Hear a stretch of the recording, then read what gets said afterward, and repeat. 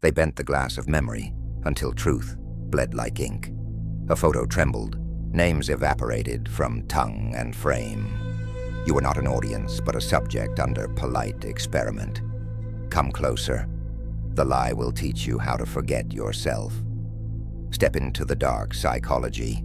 Here, shadows rewrite what you trust. Listen, remember poorly, and watch the slow erasure begin until even names become strangers to you. The flat was not quiet. Not truly. It had the kind of sound you only notice when you're alone, when your body is still, when you've run out of distractions. The clock ticked. The kettle sighed. Pipes settled in their sleep. Even the fog outside seemed to press against the glass with a muffled breath, like someone trying not to be heard. And you sit there, looking at the photograph again. It should be simple. A memory frozen in ink, a captured truth. But truth is fragile when left alone too long. She sat with that photograph, her fingertips grazing the corners until they frayed, her eyes returning each night to confirm what she already feared was slipping. Was the scarf in the picture red, or was it blue?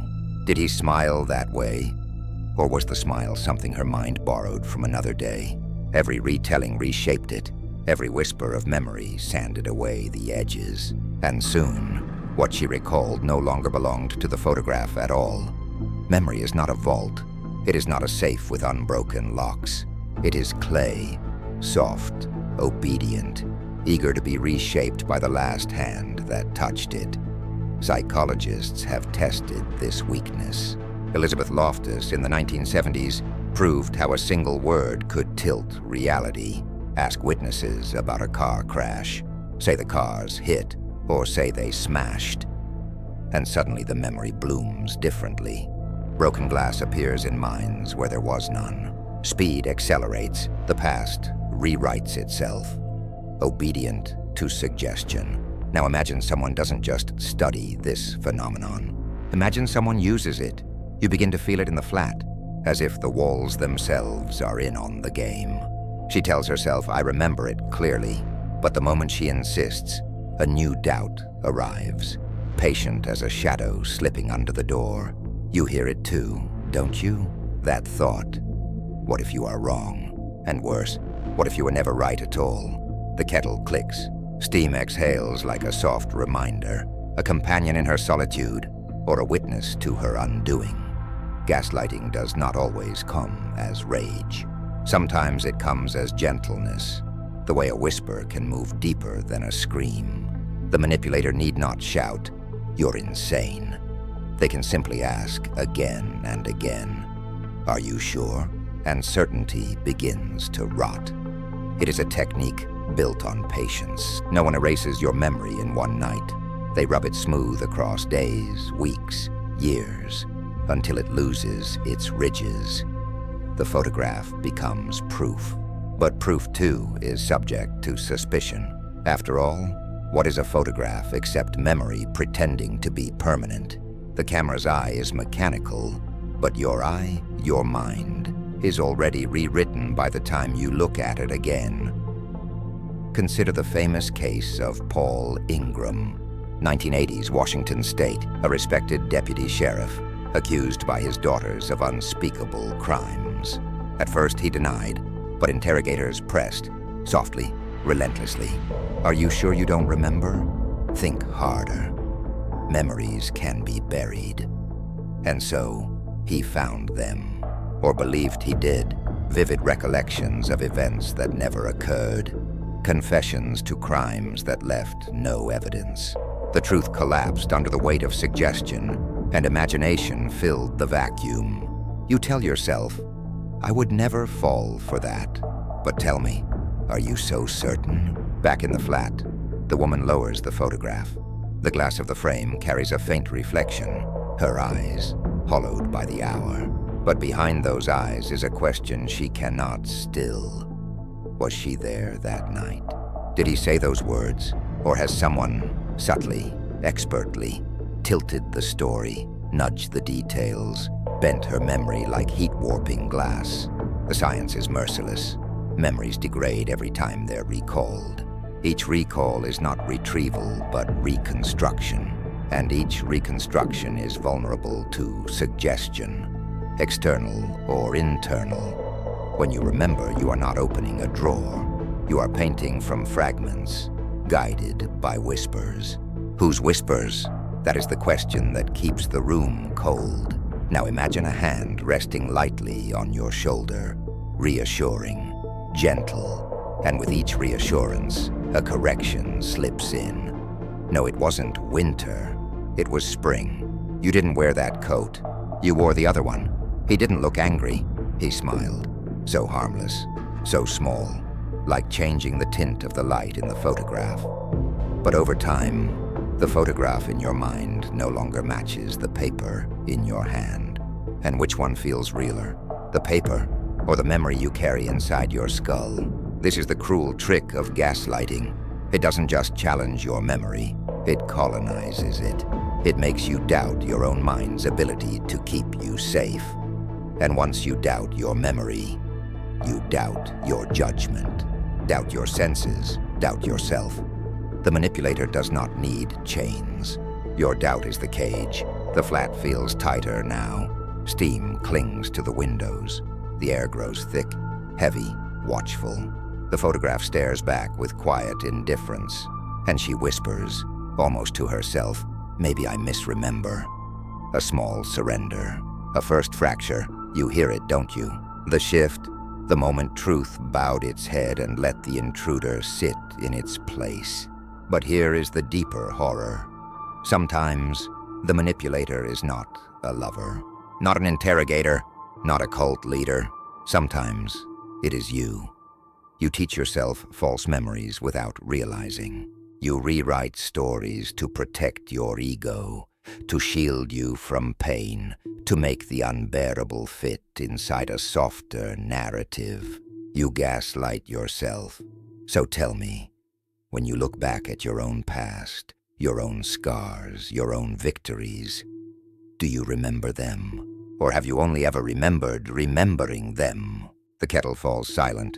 The clock ticks louder now, as though measuring not time, but erosion. The fog presses harder against the glass, sealing the room in gray. The photograph slips from her hand, a quiet thud against the carpet. But when she kneels to pick it up, she pauses. The scarf, the smile, the night, different again. Or perhaps she had always been wrong. Dark bridge, and you, when you close your eyes tonight, will you trust the images that rise behind them? Or will you wonder who whispered them into place? The tape clicks. The reel runs out. The voice cuts, mid-sentence. The room was ordinary. Afternoon light poured itself across a carpet worn soft with years of footsteps. Coffee cooled in mugs that left damp halos on the table. The newspaper lay open, a headline half read, its ink smudged on careless fingertips. And then, like a note slipped beneath the door, the correction arrived. Not cruel, not sharp, soft, velvet-lined. No, it wasn't Tuesday. It was Wednesday. Don't you remember? A simple revision, wrapped in a smile. A gentle hand, rearranging a detail. So harmless, so small, you thought memory was an anchor. You believed it kept you steady. But anchors can be lifted, dragged, shifted by currents stronger than your certainty. The manipulator knows this. They begin with little nudges, the kind that make you laugh, make you doubt yourself for only a second. No, you wore the blue jacket. I'm sure. You're mixing it up. It was last year, not this one. Don't worry, it happens. I always remember for both of us. The words are soft, almost caring, but inside them grows a seed that splits the foundation of your mind.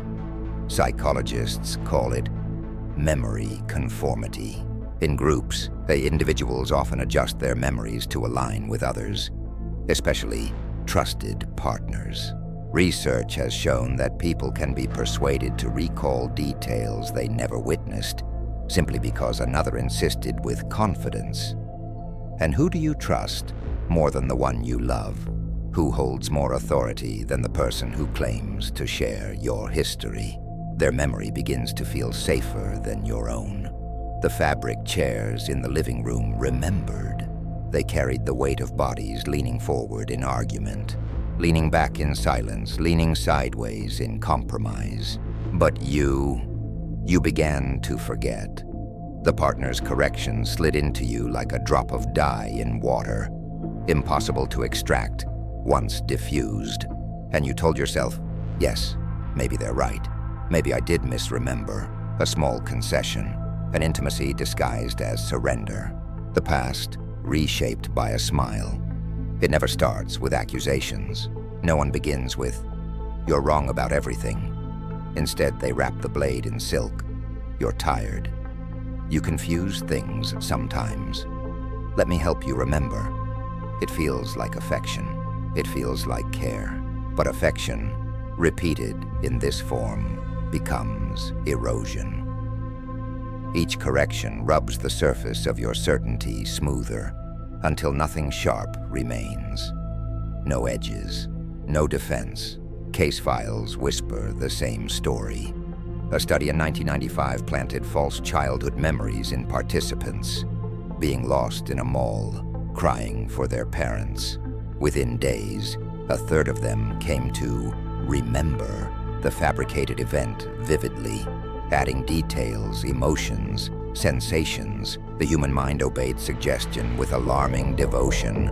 So when your partner corrects you again and again, how long before your mind folds to fit their script?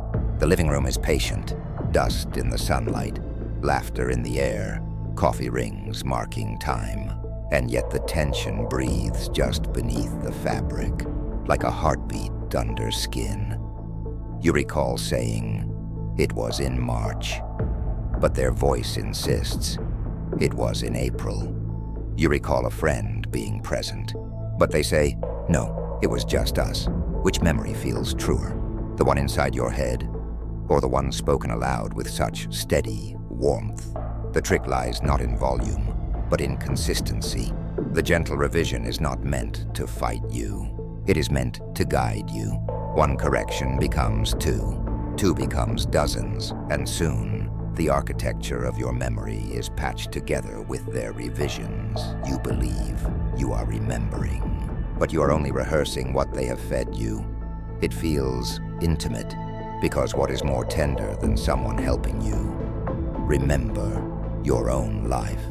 They smile as they say it. They touch your arm. They laugh at your forgetfulness. And you mistake control for closeness. You confuse domination with devotion. The psychological mechanics are cruelly simple. Authority plus intimacy, compliance. You yield not because you are weak, but because you are human. The brain trusts confident voices, especially when paired with emotional closeness. So you trade certainty for belonging. You trade memory for harmony. You trade your past for their present. Listen closely. It is never about the scarf, the date, the name. It is about ownership of reality.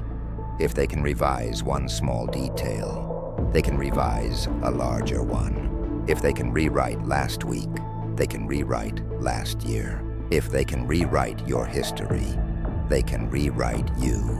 And when you begin to echo their version without resistance, you stop noticing the edits at all. The living room grows dim.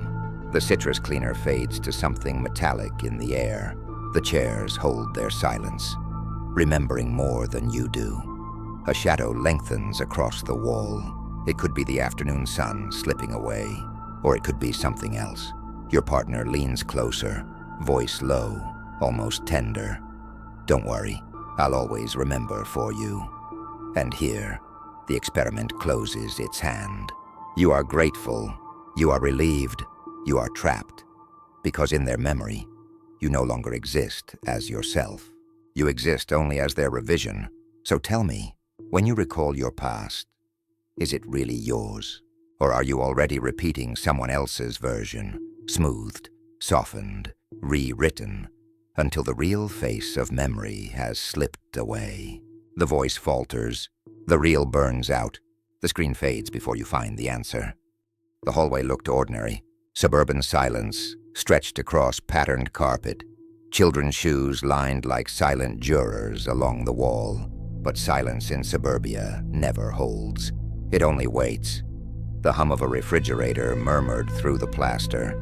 Somewhere, a latch clicked shut and then opened again. And then, faint at first, came the voices, raised, broken. An argument threading through the thin air between houses. You tell yourself you didn't listen. You tell yourself you respected their privacy. But the walls in neighborhoods are thinner than conscience. A man's voice, a woman's reply, sharp edges, smoothed by plaster and distance. Words you couldn't quite catch, but tone you could never forget. And by the next morning, the argument had multiplied. Neighbors passed each other at mailboxes, in kitchens, across hedges trimmed too neatly. Each voice carried a fragment of the sound, a shard of the night's confusion. He slammed the door. No, he threw something glass. I heard her crying. I swear she shouted his name. No one had seen the fight, but everyone had heard it, and the more they repeated it, the more it grew teeth. This is how memory spreads, not like a photograph passed from hand to hand, but like a story whispered, polished, edited, until it gleams with false clarity. Psychologists call it social contagion of memory. Elizabeth Loftus once demonstrated it in laboratories, showing participants an event, then letting them discuss it. Afterward, their recollections shifted, bending toward what others had said. False memories bloomed where silence should have been. The dominant voice in the room became the architect of history. And in neighborhoods, the dominant voice is never neutral. It belongs to the loudest or the most confident, or simply the one others wish to believe. A woman by the hedge says, "She was frightened. I could hear it." A man by the mailbox replies, "No, he sounded calm. She was overreacting, and you doubt your own ears." The memory you carried home last night begins to dissolve. Was it anger? Was it sorrow? Were there tears? Were there threats? You don't know anymore. The hallway waits. Shoes lined in rows, a door not latched, open just enough for the argument to escape again. But listen closely. Do you recall the actual sounds, or do you recall the story told about the sounds? The science is merciless. Human memory is not private. It is collaborative, a shared construction, vulnerable to influence, eager to conform. When a group agrees on a detail, even a false one, the individual mind is likely to surrender. Why? Because standing alone with a different memory feels like standing against reality itself. So you adjust. You adopt the neighborhood's version, and with each retelling, the lie thickens into something indistinguishable from truth. Consider the Oklahoma City bombing investigations. Witnesses described seeing John Doe number 2, an accomplice who never existed, but the repetition of the description spread. Neighbors and bystanders reinforcing one another until the phantom became fact. Only later, when records failed to support it, did the illusion collapse. But even then, some swore they still remembered him. Echoes behind doors can birth ghosts. Back in the hallway, footsteps echo again. The fridge hums. The latch trembles against its frame. You close your eyes and try to recall the voices. You want them sharp, distinct, undeniable. But all you find are impressions, her tone, his reply, and layered over them. The neighbor's voice, repeating what she thought she heard. Now your memory carries both, and you cannot untangle them. This is how communities write myths. Not in stone tablets, but in casual sentences over fences. Not in sermons, but in whispers carried from kitchen to kitchen. The myth feels truer than the raw, incomplete sounds of reality. The myth explains, organizes, comforts, and so you choose it. You remember not the argument itself, but the version blessed by the group. By dawn, the entire block holds one collective memory. They recall smashed glass, though no shards were found. They recall a slammed door, though the door never latched tightly to begin with. They recall a cry, though no one saw her face. And you recall agreeing. You do not recall surrendering. Here lies the darker truth. The neighborhood does not need to lie to you. You lie to yourself. You prefer the shared memory because it allows you to belong. Isolation is more frightening than inaccuracy. Loneliness weighs heavier than truth. So you bury the version you first heard. You let it rot in silence, and you keep the version the block agreed upon. But the house remembers. The shoes stand in line, mute witnesses to what really echoed in that hall. The fridge hums on, indifferent, holding its cold silence. The latch still trembles, waiting for someone to notice. Yet no one will, because the neighborhood has already chosen its memory, and you have chosen to follow. Tell me, when the police knock and ask what you heard, which memory will you give them? The raw and uncertain echo, or the polished version that everyone else has sworn to? And when you speak it aloud, with confidence, with certainty, will you realize it was never yours? So many doors never latch. So many voices slip through walls and multiply. And by the time morning comes, whose echo are you carrying? Yours or theirs? The tape hisses. The reel stutters. The voice dissolves before you can decide. The office was neither warm nor cold. It was calibrated. The air held the faint odor of disinfectant, the kind that reminded you of hospitals and waiting rooms. The blinds cut the light into narrow strips, each one like a silent verdict across the table. And on that table, paper, white, untouched, stacked in anticipation, a pen tapped softly, in rhythm with a clock that you could not see, but could feel pressing its weight against your chest. At 3 p.m, you entered. By the time you left, you no longer carried your own truth. The interrogator did not shout. He didn't lean forward with menace or slam fists against the desk. His weapon was silence. His armor was patience. His voice, calm, deliberate, was soft enough to be mistaken for reason itself. He asked the first question plainly, neutral, almost casual. You answered with what you believed you remembered. But then the question came again, slightly altered, tilted, like a mirror catching light from a different angle.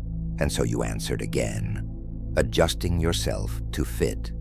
The method is old. Psychologists call it the misinformation effect.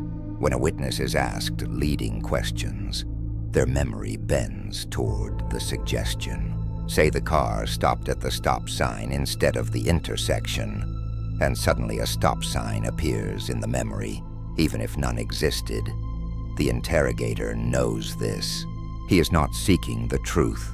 He is building one. And with each question reframed, you unconsciously abandon fragments of your original recall.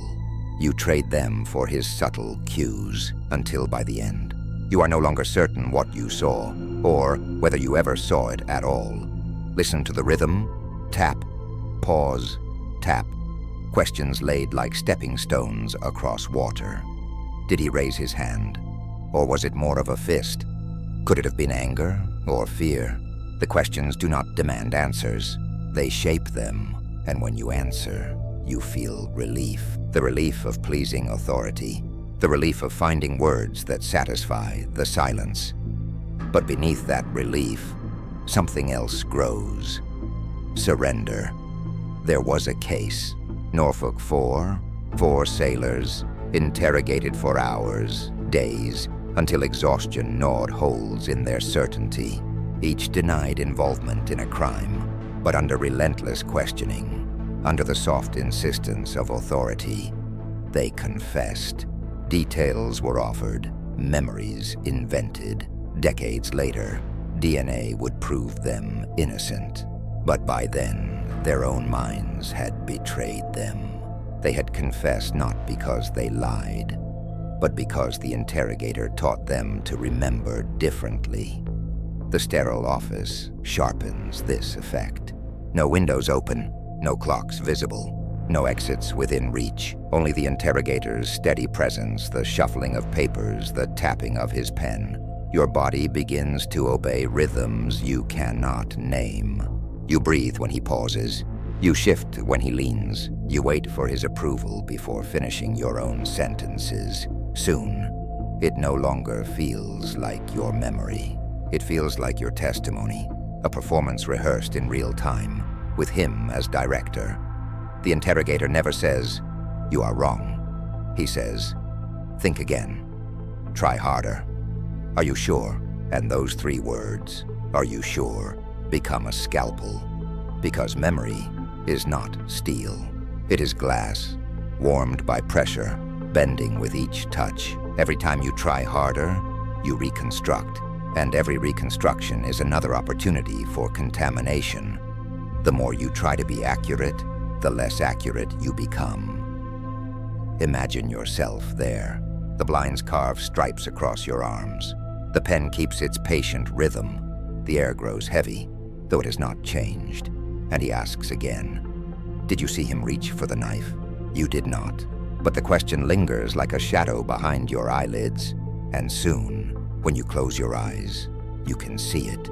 A hand, a blade, a motion, not because it happened, but because the question painted it. There is no violence here, no raised voice, only a slow colonization of memory. And when at last he leans back, folding his hands, he smiles, not triumphant, not cruel, just satisfied, as though the truth had always been there, waiting for you to uncover it. And you believe it. You leave the office convinced you have volunteered the truth, but you have not volunteered. You have been instructed. The science confirms what you already feel. Repetition reshapes belief. Authority amplifies suggestion. And once a memory has been reconstructed under pressure, it becomes indistinguishable from fact inside the mind. Your neurons fire as though you really lived it. The falsehood becomes engraved, and you will swear to it in court, to family, to yourself, with all the sincerity of a man describing his own reflection. But ask yourself now, when you recall your past, how much of it is your own? How much was fed to you by parents, teachers, police, partners? How much of your memory is nothing more than answers rehearsed under unseen interrogation? Are you sure? Are you sure? Are you sure? The blinds rattle faintly. The pen falls silent. The stack of papers remains untouched. You walk out into the fading afternoon, confident in the story you've given. But the real story lies on the floor of that sterile room. Discarded fragments of a memory you will never retrieve again. And so you ask yourself, what was real? What was planted? What have you sworn to that never truly happened? The tape hisses, the reel snaps. The silence takes the last word. The diner is almost empty, the hour just before sunrise, when the world has not yet chosen its face. Coffee cools in chipped porcelain, menus curl at the corners like neglected photographs. The radio hums quietly, a song you cannot place. Forks and knives clink with a rhythm too measured to be casual. And across the booth, someone smiles at you. Not wide, not forced, just enough to seem trustworthy. You do not know it yet, but every detail is being written down. Not on paper, not in ink, but in the ledger of your responses. The con does not begin with the lie. It begins with the question, cream in your coffee? The kind of offer that requires only a yes, a no, a shrug. You answer without thought. He notes it, not the answer but the ease of the answer. How quickly you gave ground. How much space you allowed without resistance. The first concession is never important. It is the first stone placed in a long, invisible road. Psychologists call it the foot-in-the-door technique, a request so small, so ordinary, that it seems meaningless to refuse. When you accept, you teach yourself that compliance is part of your identity. You are helpful, you are agreeable, you are the kind of person who says yes. Later, when the requests grow larger, the weight of that identity holds you fast. To refuse would mean betraying yourself. And so, step by step, you walk into a maze whose walls you cannot see. The con artist knows this. He has studied your posture, the way you stir your coffee, the rhythm of your laugh. Each observation becomes a thread, and with threads, he begins to weave. He offers harmless truths first. Cold morning? Place hasn't changed in years. The waitress always overfills the cup. You nod. You agree. Your mind registers the pattern. This person is right. This person is safe. Then slowly, he folds a falsehood into the pattern. Tiny, delicate, tucked between truths. So seamless, you don't notice the stitch. Consider this. You remember the waitress pouring your coffee. But do you remember how many times she came by? Do you remember if she spoke to the booth behind you, or only to yours? Memory is fragile, porous, unfinished. A small lie, slipped into the cracks, becomes indistinguishable from fact. And if he tells you she refilled your cup 3 times, you will not argue. You will search your mind, find nothing, and accept his offering of certainty. That is how it begins. Not with theft, not with betrayal, but with the quiet gift of false clarity. Every con is an architecture of increments. A request for time, a request for trust, a request for patience. You give them all, piece by piece, like coins left absent-mindedly on a counter, never noticing the pile. And by the time you do notice, the pile is gone, swept into his pocket, leaving only the faint ring of absence. There is a case from 1978. Psychologist Jonathan Friedman. He demonstrated how a small request, a petition signed to keep California beautiful, could open the door to a much larger one. Weeks later, those same signers agreed to plant massive, ugly billboards on their lawns. The principle was not persuasion. It was identity. Once you see yourself as a person who contributes, to refuse is to fracture. And no one likes to fracture. The diner thickens with this same pressure. The con artist keeps his tone low, steady, casual. He never asks too much at once. He never lets silence grow too long. Can you hold my coffee for a second? Mind if I borrow your pen? Would you check the time for me? Each act is trivial.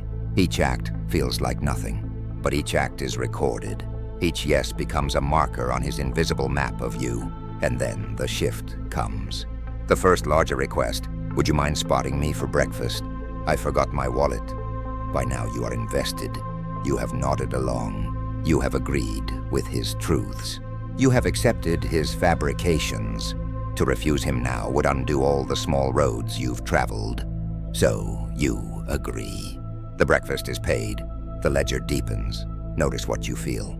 Not betrayal, not suspicion, but justification. Your mind rushes to explain why the decision was natural, obvious, even generous. And so the lie becomes not his alone. It becomes yours too. You carry it for him, defending it without knowing why. The patterns extend beyond diners, beyond cons, beyond small grifts. They live in marriages, in offices, in friendships. Small lies passed gently, never meant to wound, but to bend. A partner says, "We've always done it this way." A manager says, "You agreed last time, didn't you?" A friend says, "You said you'd be there," and you find yourself nodding, uncertain, unable to recall the exact truth. So you agree again, and with every agreement, the road lengthens. Think now of your own life. How many truths you hold that began as someone else's suggestion. How many concessions you made that seemed harmless but became binding. How many lies are so small you cannot tell where they end and you begin. The con is not an event. It is a pattern. The pattern is the lie, and the lie becomes the map. The diner fades. Coffee rings dry on the table, leaving brown halos. The menus curl a little tighter, like secrets folding into themselves. And the con artist smiles again, not wide, not forced, only enough. You leave, certain you paid for breakfast because you wanted to. Certain you offered trust because it was natural. Certain every step was yours to take. But the road beneath your feet was drawn by another hand, and you will never remember where it began. A napkin lies folded on the counter, marked with invisible lines. Each line is a choice, each choice is a step. And as you walk away, the map folds itself shut. The path vanishes behind you, but the con remains, waiting for the next traveler who believes the road is their own. The room is warm, but not safe. Books line the walls, their spines like silent jurors. A lamp glows low, slicing the study into amber pools and black corners. Wine stains scatter the table, constellations of forgotten nights. The laughter is too sharp, the smoke too heavy, and in the half-dark, your friend is telling a story. It is your story, but not quite. At first, the difference is subtle. A detail nudged, a word swapped, a laugh rearranged. He says the dinner happened on a Tuesday, when you remember it was Friday. He insists James was there, when you recall it was Margaret. The facts slide like cards across the table. You want to correct him. Your tongue lifts, but the others are already nodding. They remember it his way. The story hardens in their faces, their eyes, and your memory begins to soften. This is not cruelty. It is control, and it is one of the oldest tactics of all. Psychologists call it memory conformity. When groups share recollections, individuals adjust their own to align, not because they are weak, but because the brain is a social organ built for consensus. A lone memory feels unstable, embarrassing. A collective memory feels safe, real. So you trade certainty for belonging, and in that trade, a friend can wage a small, private war. Think of Solomon Asch in 1951. The famous conformity experiments. Participants asked to judge the length of lines on a card. The answer obvious, the difference visible. But when the group spoke in unison, deliberately wrong, most individuals bent their vision to match. They saw the lie and yet believed the chorus. Or perhaps they chose belief because disbelief meant exile. Your friend in the study has no lab coats, no chalkboards, no experiment, only charm, only presence, and the invisible pressure of shared laughter. The war is not fought with force. It is fought with revision. One swapped detail here, one inserted companion there. A timeline bent until it no longer resembles what you recall. The trick is repetition. A story told once can be corrected. A story told 3 times, 5 times, at every gathering, becomes a monument.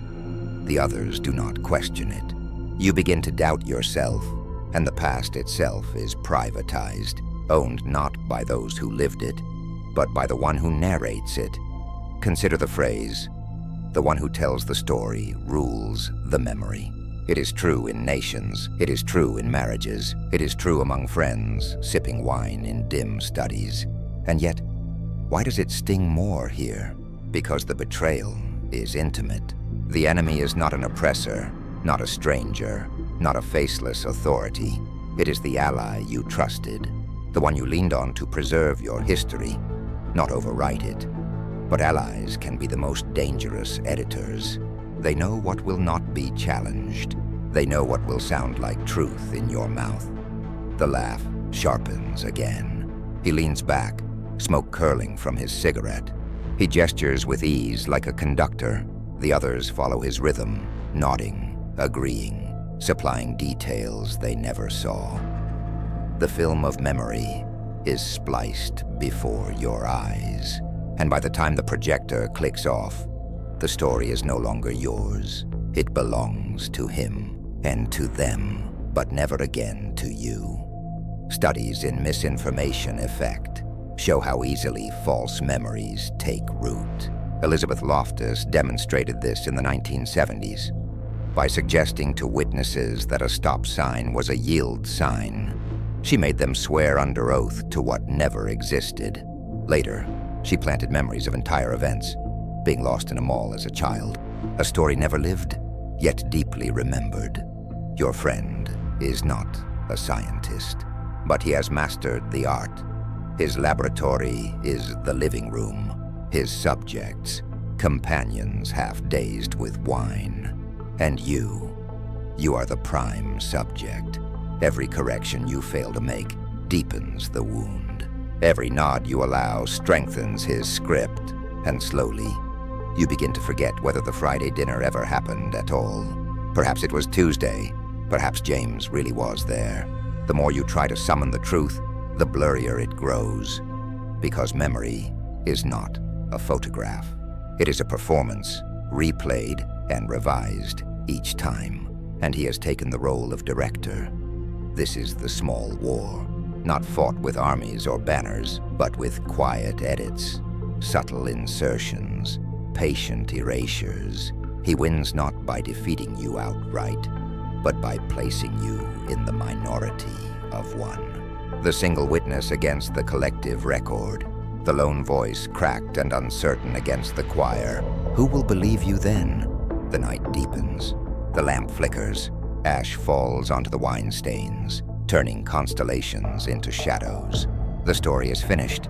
The room exhales with agreement. And you sit in silence, unsure if you have just lost an argument, or if you have lost your past. The study empties. The books close their spines like lips sealing a verdict, and the smoke drifts upward, carrying with it fragments of altered truth. Tomorrow, when someone recalls this story, they will repeat his version, and you will wonder whether your own ever existed at all. The corridor is endless. White walls swallowing sound. Fluorescent tubes hum, a caged insect trapped above your head. Every step echoes, sterile, rehearsed. The smell of disinfectant clings to your skin, a clean so sharp it feels dirty. Paper gowns whisper against bodies, thin armor against authority. You wait, seated in a line of plastic chairs. Your file rests somewhere beyond the door, and with it, your story. But the story is no longer yours. It has been rewritten. The chart is the battlefield. A thin folder, a digital record, a few words typed in haste that will decide how others look at you. One note becomes prophecy. Patient appears anxious, and suddenly every future doctor sees you as anxious. They read the word before they meet your eyes. They look for the symptoms in your breathing, in the way you hold your hands, in the rhythm of your speech. The record is not a mirror. It is a mold, and once poured, you learn to fit its shape. Psychologists call this the self-fulfilling prophecy. A label, once applied, alters behavior until the label becomes true. Robert Rosenthal proved this in schools in the 1960s. He told teachers certain students were intellectual bloomers, chosen by test results. The truth, they were chosen at random, yet by the year's end, those students showed higher performance. The label had sculpted reality.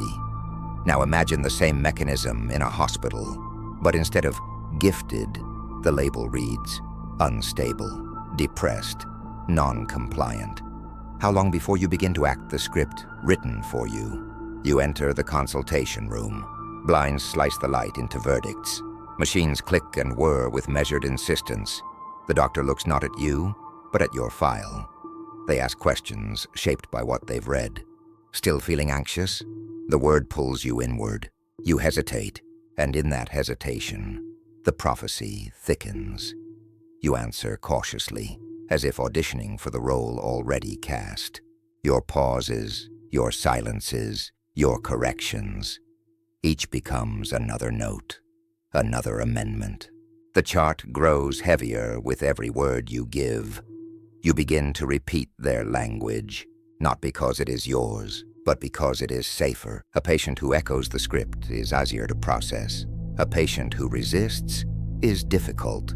So you fold your experiences into their phrases.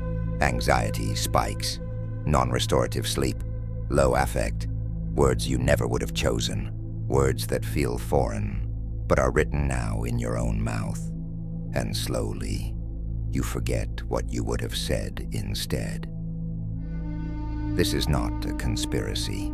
It is a system, a machinery of notes, codes, billing forms, diagnoses, each at its small, each parenthesis careful, but together they build a labyrinth. Once inside, you cannot leave without reciting the script they handed you. Consider the concept of diagnostic overshadowing. A patient with a mental health label, schizophrenia, borderline, reports chest pain or headaches or fatigue. The doctor filters their words through the diagnosis and assumes the symptoms are psychosomatic. The real cause is missed. The diagnosis eats every new complaint. The chart becomes louder than your body. And when you protest, the protest itself becomes part of the evidence. Patient is argumentative. Every resistance is folded into the frame. Every attempt to rewrite your truth only strengthens theirs. In 1973, David Rosenhan staged an experiment, now whispered like myth. 8 pseudo-patients, each claimed only one symptom. They heard a voice that said the words, empty, hollow, thud. Once admitted, they dropped the act. They behaved normally, spoke normally, yet not one was released on staff recognition. Every action they made was interpreted as symptom. Notes read, patient engages in writing behavior. Patient displays pathological waiting. The diagnosis had been written, and reality was rewritten to match. In the study around you, this happens more quietly, not as spectacle, not as experiment, but as ordinary practice. One note, one chart, one specialist's aside. The parentheses matter most. A sentence wrapped in cautious doubt, possibly malingering. Symptoms inconsistent with report. Patient seems resistant to treatment. Those parentheses spread, copied into letters, handed to colleagues, read aloud in multidisciplinary meetings. And soon, they are not parentheses. They are the headline. You tried to resist, but the record is patient. It does not argue. It simply waits until the next set of eyes accepts it as fact. The clinical rewrite is not only about control, it is about memory, because over time, you begin to internalize. You quote the notes back to yourself. You forget which phrases were yours, which were theirs. You lose the original pain, the raw words you first tried to share. Instead, you carry the edited version, a secondhand grief that feels strangely rehearsed. The diagnosis becomes a mask, not forced upon you, but taught until you learn to wear it without thinking. The corridor returns. Fluorescent lights hum. The air tastes of bleach and metal. You clutch your file, but you do not know if it contains you anymore. You were once a person with symptoms. Now you are a diagnosis with a person attached. A script you recite without remembering who wrote it. And the door closes softly behind you, as if to erase the sound of your true voice. The corridor stretches. Machines insist on rhythm. The chart glows brighter than memory. And as you walk, you whisper the words given to you. not knowing where they end, not knowing if you ever spoke the first line at all. The warehouse is silent until it isn't.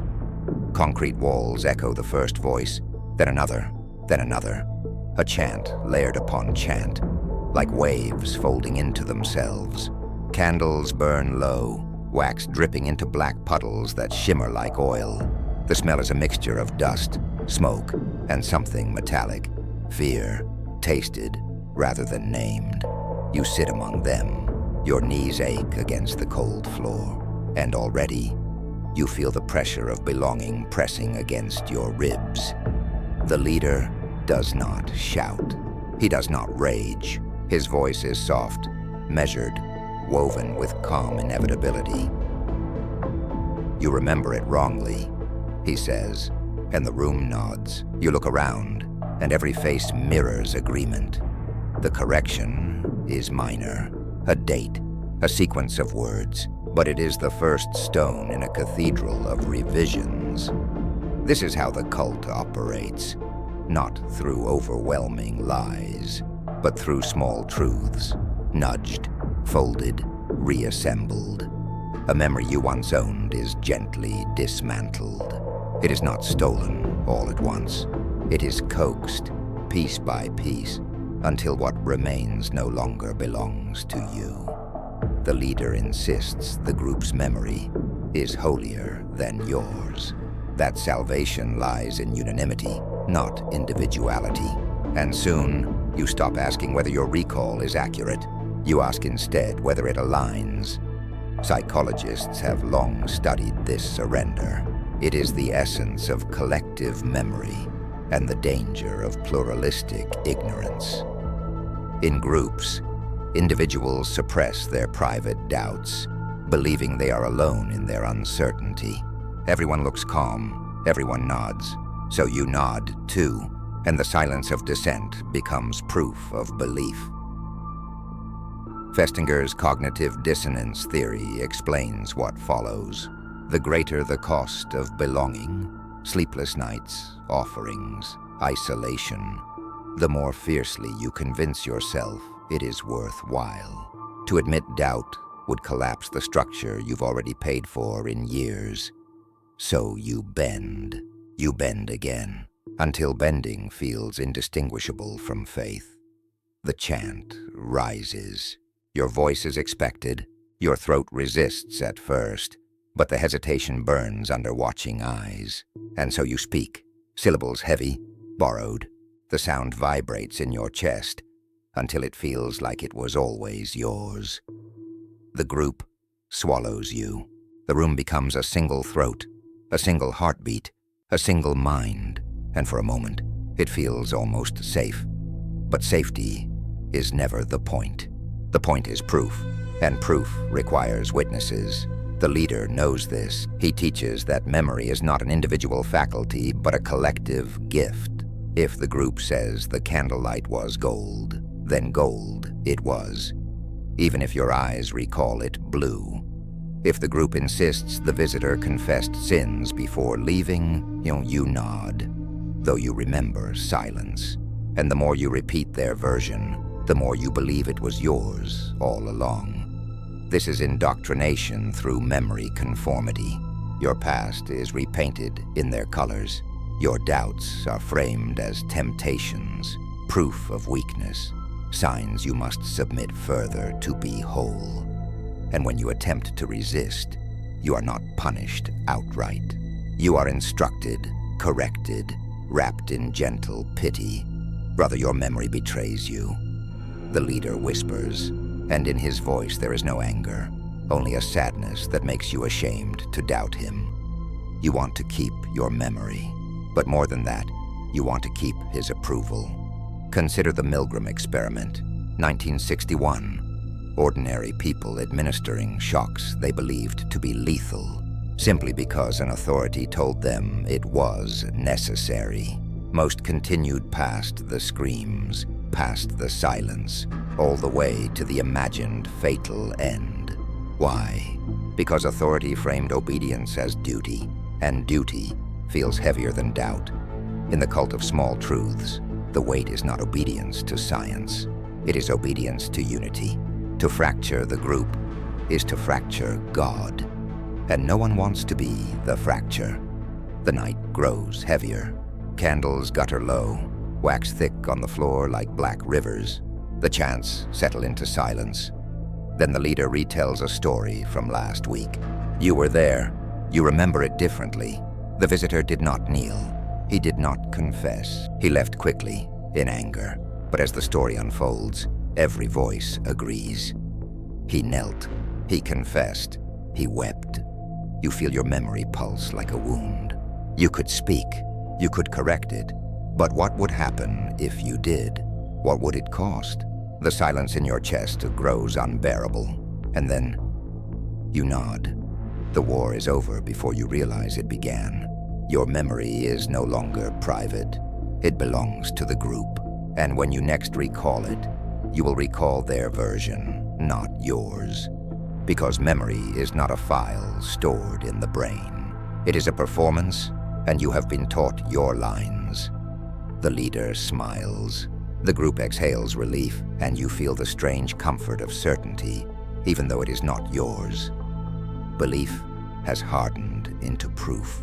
Doubt has been rebranded as sin, and you wonder, for a flicker of a moment, what would happen if everyone doubted at once, if the silence broke, if the truth surged back. But the thought is dangerous, and so you swallow it, like smoke, like ash. The candles die, their wax fossilized into black lakes on the floor.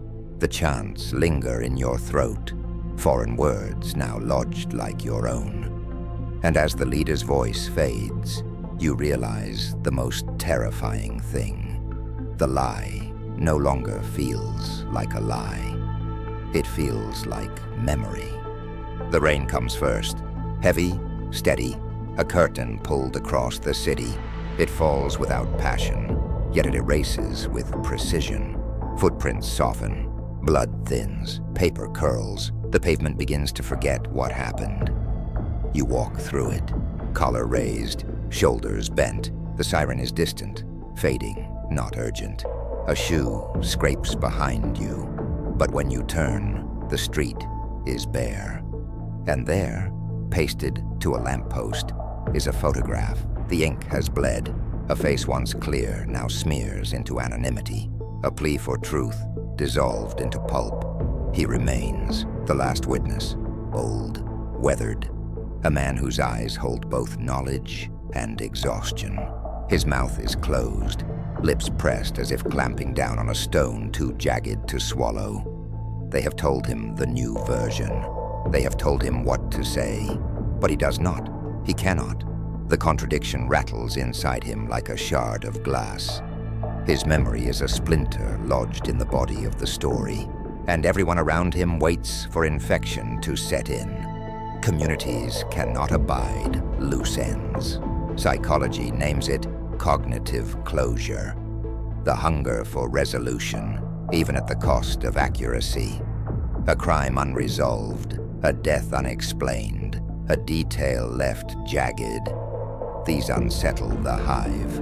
So the hive repairs itself. Narratives are smoothed, contradictions erased, until coherence outweighs truth. But he resists. His refusal is simple. He insists the light was green, not red, that the man ran north, not south, that the cry came before the fall, not after. Small fractures, but dangerous ones. Because one fracture, left unchecked, can split the whole facade. And so the circle forms. Neighbors, friends, officials, each repeating the script until it hardens like cement. He stands in the rain, apart. His silence becomes defiance. His words, when they come, are dismissed as the tremors of age. You remember wrong, they tell him. Your mind plays tricks. It is better to rest. Let us hold the story for you. It sounds kind. It feels like suffocation. The vultures do not strike. They wait. They orbit. Every conversation gently excludes him. Every shared glance affirms the alternate reality. until his own memory begins to feel like betrayal. And this is how a community kills a truth, not with violence, but with patience. They watch it decay in silence until only one mouth carries it, and when that mouth closes for good, the story closes with it. Psychology has a name for this too: social proof. When the majority leans one way, the individual doubts his own weight. And when every retelling omits his version, his words become the ghost no one hears. Consider Solomon Ash's Conformity Experiments, 1951. A line drawn on a card. A group asked which of three others matched in length. The answer obvious, yet when the group gave the wrong choice, most subjects followed, not because they stopped seeing, but because they stopped trusting their sight. He is caught in the same trap. His eyes remember one thing, the crowd insists another, and the pressure is not to see, but to agree. The rain does not stop. The photograph on the lamppost melts into gray pulp. The footprints are gone, the siren silenced. Only he remains, mouth clenched, stone of contradiction grinding against his teeth. He could let it go. It would be easier, safer.